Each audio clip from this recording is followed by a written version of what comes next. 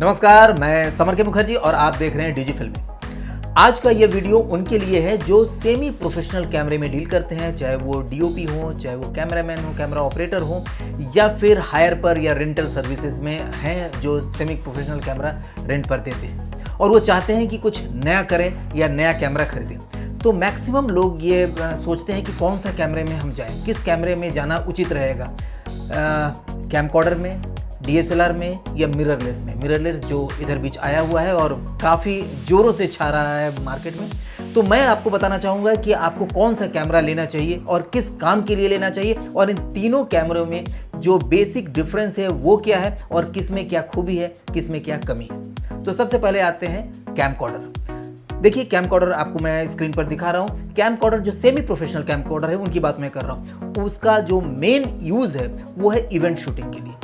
पहले maximum wedding के लिए यूज़ होता था या फिर रैली में, न्यूज़ में, इन चीज़ों में।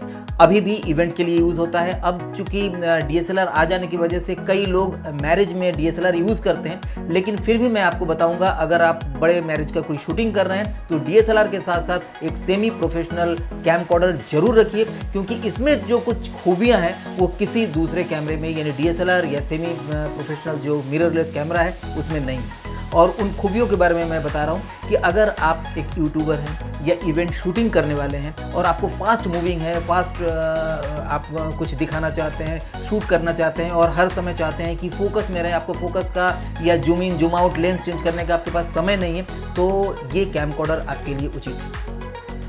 इसमें क्या होता है कि एक तो इसमें सर्वो जूम इन सिस्टम होता है, यानी मोटराइज जूम इन होता है, जिसमें आप स्पीड अपने हिसाब से धीमे, ज़्यादा और smooth zoom in zoom out कर सकते हैं। दूसरा है कि इसका जो कैमकॉर्डर है, सेमी प्रोफेशनल कैमकॉर्डर है, इसका जो सेंसर है वो इतना अच्छा है कि ऑटो फोकस वो तुरंत करता है। तो ऑटो फोकस की भी आपको दिक्कत नहीं होती है। आप आराम से इसके अंदर जो माइक इन है, माइक इन में आप जो आप एक्सएलआर जैक लगा सकते हैं, यानी एक्सएलआर जैक लगाने का मतलब ये होता है कि फुल प्रोफेशनल ऑडियो इनपुट आपको मिल जाता है इसमें। और ऑडियो इनपुट के साथ साथ आपकी जो शूटिंग की क्वालिटी होती है वो 4K का भी आजकल आ गया है, 4K का आप ले सकते हैं कैमकॉर्डर, या जो 2K का भी था यानी फुल HD का भी जो कैमकॉर्डर है वो भी काफ़ी अच्छा रिजल्ट देता है। हाँ, एक चीज़ की कमी है वो है डेप्थ का, क्योंकि आप लेंस चेंज नहीं करते हैं और इसका लेंस बहुत फास्ट नहीं होता है, इसलिए डेप्थ की कुछ कमी होती है। लेकिन डेप्थ की चिंता मत करिए, लोगों को अब क्या चाहिए कि आपको क्लियर पिक्चर चाहिए होता है, क्लियर साउंड, क्लियर पिक्चर, और ये दोनों ही इन कैमरों में होता है। आप कभी भी कोई इवेंट शूट करने जा रहे हैं, आप स्पोर्ट शूट करने जा रहे हैं, वहाँ आप DSLR टाइप के कोई भी कैमरा सेमी प्रोफेशनल लेके जाएंगे तो फेल हो जाएंगे। मैरिज में भी, इवन मैरिज में भी आप DSLR से करिए, आप प्री वेडिंग DSLR से कर लीजिए, लेकिन मैरिज का जो मेन फंक्शन है उसको अगर आप प्रॉपर शूट करना चाहते हैं तो अच्छी क्वालिटी का अगर आप सेमी प्रोफेशनल कैमकॉर्डर रखते हैं उससे अच्छा हो सकता है। इससे आप डॉक्यूमेंट्री शूट कर सकते हैं, छोटे मोटे शॉर्ट फिल्म शूट कर सकते हैं, इस तरह की तमाम चीज़ें शूट कर सकते हैं जो ब्रॉडकास्ट लेवल का भी होता है। अब सीरियल की बात करिए, सीरियल वगैरह जो शूट होता है वो किस तरह के कैमरे से होता है। हाँ, अब कुछ सीरियल ऐसे होते हैं जिनकी बजट ज़्यादा होता है, वो एरी या रेड पर होता है। अदरवाइज जो कैमरे यूज़ करते हैं वो हाई एंड कैमरे होते हैं, लेकिन वो वीडियो कैमरे ही होते हैं। तो जो कैमकॉर्डर होता है वो एक तरह से वीडियो कैमरा है, और वीडियो से रिलेटेड कुछ भी शूट करना हो, प्रॉपर वे से शूट करना है तो इसी कैमरे का यूज़ करना चाहिए। अब हम आते हैं दूसरे फेज़ की तरफ, यानी DSLR और मिररलेस कैमरे की तरफ। देखिए, मिररलेस कैमरे कुछ सालों से आया और काफ़ी लोकप्रिय भी हुआ है। कई लोग सोचते हैं कि मैं DSLR की तरफ जाऊं या मिररलेस की तरफ, दोनों में कुछ खूबियां हैं, कुछ अच्छाइयां हैं, कुछ कमियां भी हैं। तो मैं आपको एक एक करके बताना चाहूँगा कि दोनों में क्या समानता है, क्या विषमता है और कौन सी कैमरा आपको लेनी चाहिए। देखिए, DSLR जैसे कि नाम से ही आप जानते हैं, डिजिटल सिंगल लेंस रिफ्लेक्स, ये थ्रू द लेंस कैमरा होता है, यानी सिंगल लेंस के थ्रू आपको एक मिरर बीच में लगाते हैं और मिरर के थ्रू आपको व्यू फाइंडर जो होता है, व्यू फाइंडर जो ऑप्टिकल व्यू फाइंडर होता है उसके थ्रू आप सामने की इमेज को देखते हैं। जबकि मिररलेस कैमरे में मिरर नहीं होता है, उसमें जो व्यू फाइंडर होता है वो इलेक्ट्रॉनिक व्यू फाइंडर होता है, EVF होता है, और उसके थ्रू आप वही चीज़ देखते हैं जो एक्चुअली आपके सेंसर में छपती है, यानी एक्सपोज होता है। अब आपको हम बता दें, जो DSLR है वो थोड़ा बल्कि होता है, थोड़ा बड़ा होता है और भारी भी होता है, जबकि जो मिररलेस कैमरा है उतना ही अच्छा काम करता है लेकिन हल्का होता है, उसकी बॉडी छोटी होती है और उसका वेट भी काफ़ी कम होता है। अब हम दूसरे पहलू की तरफ जाते हैं, क्वालिटी की तरफ। अगर हम स्टिल फोटोग्राफी की बात करें तो दोनों में ही लगभग बराबर की स्टिल फोटोग्राफी आती है, अच्छी क्वालिटी आती है। दोनों का सेंसर के ऊपर डिपेंड करता है कितना मेगापिक्सल का सेंसर है, जितना मेगापिक्सल का सेंसर होगा उतना ही अच्छी क्वालिटी आएगी, चाहे वो आप मिररलेस कैमरा लीजिए या DSLR लीजिए। हाँ, बस बल्कि है और एक हल्का है। जो लोग भारी कैमरे से आदत पड़ा हुआ है DSLR में शूटिंग करने के लिए, वो जब एक मिररलेस कैमरा को उठाता है लगता है कि ये क्या बच्चों वाली कैमरा है, इसमें पता नहीं कैसा अच्छा आएगा नहीं आएगा। लेकिन क्वालिटी जो होता है सेम आता है, क्योंकि इसमें भी लेंस को आप चेंज कर सकते हैं, सिर्फ बीच का मिरर इसमें से हटाया गया है और डायरेक्ट जो सेंसर पर आ रहा है वही चीज़ EDF के थ्रू या LCD के थ्रू आप देखते हैं। अब हम तीसरे पहलू पर गौर करते हैं। जो मिररलेस कैमरा होता है और जो DSLR होता है उसकी स्पीड पर आते हैं। अभी स्टिल फोटो की बात मैं कर रहा हूँ। देखिए स्टिल फोटोग्राफी में क्या होता है, 1 सेकंड में कितने फोटो क्लिक कर सकते हैं। इसमें जब आते हैं मिरर मैकेनिज्म होता है, तो मैकेनिज्म को बहुत फास्ट नहीं किया जा सकता, यानी इसमें आप बहुत ज़्यादा पर सेकंड बहुत ज़्यादा फ्रेम आप शूट नहीं कर सकते हैं स्टिल में। लेकिन आप मिररलेस कैमरे में इसकी क्वांटिटी आपको काफ़ी ज़्यादा मिलेगी और अच्छी क्वालिटी में मिलेगी। थर्ड पॉइंट आता है कि जो DSLR होता है उसका जो फोकस होता है, जो ऑटो फोकस की सेंसर होते हैं, वो होता है फेज डिटेक्शन करता है, वो फेज को डिटेक्ट करता है। जबकि मिररलेस जो होता है वो कंट्रास्ट डिटेक्शन करता है, कंट्रास्ट को डिटेक्ट करके ऑटो फोकस करता है। देखिए ऑटो फोकस का मेन काम क्या है, अभी हम स्टिल फोटोग्राफी की बात कर रहे हैं कि जो हमारा ऑब्जेक्ट है वो कैमरे के लेंस से कितना दूर पर है, उसी हिसाब से फोकसिंग सेट होती है। मैनुअल जब करते हैं तो आप मैनुअली जो फोकस रिंग है उसको आप मूव करते हैं, लेकिन ऑटो फोकस में क्या होता है, कैमरे को ये सेंस होना चाहिए कि जो वो ऑब्जेक्ट है सामने, जिस ऑब्जेक्ट को मेन ऑब्जेक्ट माना जा रहा है, उस ऑब्जेक्ट से हमारी लेंस की दूरी कितनी है। ये जितना जल्दी कैलकुलेट करेगा उतना जल्दी वो फोकस रिंग को घुमाएगा। ऑटोमेटिकली उसके अंदर सर्वो मोटर लगा रहता है, सर्वो के थ्रू घुमा करके फोकस करता है। अब ये जो रेंज कैलकुलेशन का तरीका है वो 2 तरह से होता है, एक फेस डिटेक्शन से होता है और दूसरा होता है कंट्रास्ट डिटेक्शन से। तो दोनों ही अलग अलग तरीके हैं। हमको ऐसा लगता है कि जो कंट्रास्ट डिटेक्शन है वो थोड़ा फास्ट होता है, लेकिन जब ऐसे तो फास्ट होता है, लेकिन जहाँ कम लाइट होता है यानी लो लाइट के कंडीशन में फेस डिटेक्शन ज़्यादा फास्ट होता है।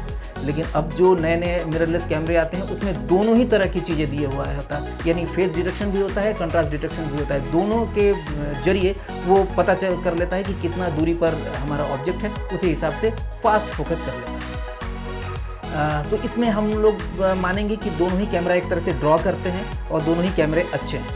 अब नेक्स्ट आता है हमारा कि ड्यूरेबिलिटी। अब ड्यूरेबिलिटी की बात करते हैं तो चूंकि वो इलेक्ट्रॉनिक है, जो मिररलेस कैमरा है उसमें पूरा का पूरा चीज़ इलेक्ट्रॉनिक वे से काम करता है, यानी मैकेनिकल पार्ट कम है अपेक्षाकृत DSLR के, क्योंकि DSLR में जो मिरर होता है जिसके वजह से आप थ्रू द लेंस आप व्यू फाइंडर पर देखते हैं, वो बार बार शटर के हिसाब से उसको भी अप डाउन करना होता है, तो जिसके वजह से उसका मैकेनिज्म ख़राब हो सकता है। लेकिन इसमें मैकेनिज्म ख़राब होने की चांस बहुत कम होता है। लेकिन अब एक चीज़ है, जो DSLR है वो चूँकि काफ़ी दिनों से चला आ रहा है, यानी पहले SLR था कैमरा जिसमें रील लगती थी, उसी में डिजिटल सेंसर लगा दिया गया तो वो DSLR हो गया। तो उसके जो एसेसरीज़ हैं और लेंसेज हैं वो काफ़ी मात्रा में मिलते हैं, यानी बहुत सारी वैरायटी मिल जाती है लेंसेज के और एसेसरीज़ के। जबकि जो मिररलेस कैमरा है, चूँकि कुछ सालों से ही ये मार्केट में आया है, तो इसमें ज़्यादा आपको ऑप्शन नहीं मिलते हैं लेंसेज का या एसेसरीज़ का, ये एक कमी इसके अंदर है। अब आते हैं वीडियो शूटिंग के लिए। देखिए DSLR बना तो है मेनली फोटोग्राफी के लिए, इन स्टिल फोटोग्राफी के लिए, लेकिन उससे वीडियो का काम होता है और मैक्सिमम आज के डेट में वीडियो का ही काम हो रहा है। तो उसमें अगर हम दोनों का कंपैरिजन करें, एक मिररलेस कैमरे का और DSLR का, तो मिररलेस कैमरे का जो वीडियो है वो बेटर होता है DSLR से। क्यों बेटर होता है? क्योंकि जब वीडियो मोड में करते हैं तो उसका जो ऑटो फोकस है वो बेटर काम करता है DSLR के अपेक्षा, तो उसमें आपको स्मूथ वीडियो मिलेगा। क्वालिटी दोनों की बराबर होगी, जैसा कि हमने पहले भी बताया था कि सेंसर में क्वालिटी डिपेंड करता है कि सेंसर का जो मेगापिक्सल है वो कितना है, लेकिन जो स्मूथनेस है वो मिररलेस कैमरे पर आपको ज़्यादा मिलेगा। तो ये अच्छा, बैटरी की बात करें तो चूँकि मिररलेस कैमरे में बैटरी ज़्यादा खपत होता है, क्योंकि उसमें व्यू फाइंडर को भी पावर देना होता है, जबकि जो DSLR कैमरा होता है उसमें व्यू फाइंडर को पावर अलग से देने की ज़रूरत नहीं होती है, तो वो पावर सेविंग होती है। इसकी वजह से DSLR कैमरे में जो बैटरी का ड्यूरेशन है वो ज़्यादा देर तक चलता है, यानी बैटरी उसमें ज़्यादा चलती है, आपको ज़्यादा फोटोग्राफ्स आपको शूट करने को मिलेगा। मिररलेस में थोड़ा कम मिलेगा। तो ये छोटी मोटी चीज़ें हैं। अगर हम कहेंगे कि आपको कौन सा परचेज़ करना चाहिए, तो अगर आप शुरुआत कर रहे हैं तो डेफिनेटली आप मिररलेस कैमरे से जाइए, क्योंकि मिररलेस कैमरे पर आप शुरू से ही अगर हाथ बैठाएंगे, क्योंकि आने वाले दिनों में फ्यूचर में मिररलेस कैमरे ही पूरे हो जाएंगे। और जो लोग DSLR यूज़ कर रहे हैं उनको डेफिनेटली मिररलेस कैमरे पर थोड़ा सा असहज लगेगा शूटिंग करने में, तो उनको DSLR ही लेना चाहिए अगर 4K का ले रहे हैं तो। आने वाले दिनों में 4K से नीचे कोई कैमरा आएगा नहीं, और मिररलेस को 4K बनाना आसान होता है। तो आपको समझ में आ गया होगा कि मिररलेस और DSLR में क्या अंतर है और आपको कौन सा कैमरा यूज़ करना चाहिए, और अगर आप कैमकॉर्डर में जाना चाहते हैं तो उसमें क्या क्या खूबियां हैं ये भी मैंने बताया। तो नीचे कमेंट में अगर इसके बारे में और भी कुछ जानकारी चाहिए तो ज़रूर लिखिए, और इस वीडियो को हो सके तो लाइक करिए, क्योंकि अगर आपको अच्छा लगेगा तो डेफिनेटली लाइक करिए, और लाइक करने से हमें हौसला मिलता है और हम और अच्छे जानकारी आपको दे सकते हैं। अगर चैनल को अभी तक सब्सक्राइब नहीं किए हैं तो सब्सक्राइब करिए और बेल बटन को ज़रूर प्रेस करिए। नमस्कार। By knowing the process of commercial digital filmmaking, you can make more money. That's right, but how? देखिए, बेसिक चीज़ें तो इधर उधर के इंस्टीट्यूट और इंटरनेट से मिल ही जाती है, तो क्या यही है डिजिटल फिल्म मेकिंग? हमें आजकल के ज़माने के हिसाब से advance story telling method, VFX, infinite prospect of digital camera, advanced digital editing, color grading, 5.1 Dolby, etc. बहुत सारी चीज़ें हैं जानने को। फिल्म बनाकर हमें डब्बे में तो रखना है नहीं, हमें इसके एक्सपोजर्स के मेथड्स जानने होंगे। Plus we need to know something more about the cinematic laws too. और इतना सब सीखने के लिए neither we have that much of time nor we have so much of money. Don't worry, we have the solution now. अब आप join कर सकते हैं समर के मुखर्जी द्वारा संचालित इफ्ता का online digital film making course, कभी भी और कहीं से भी। या फिर आप लॉग इन कीजिए डिजी फिल्मिंग, या इस दिए गए नंबर पे कॉल कीजिए। याद रखिए, फिल्म मेकिंग सीखने की कोई उम्र नहीं होती है, आप कभी भी शुरू कर सकते हैं।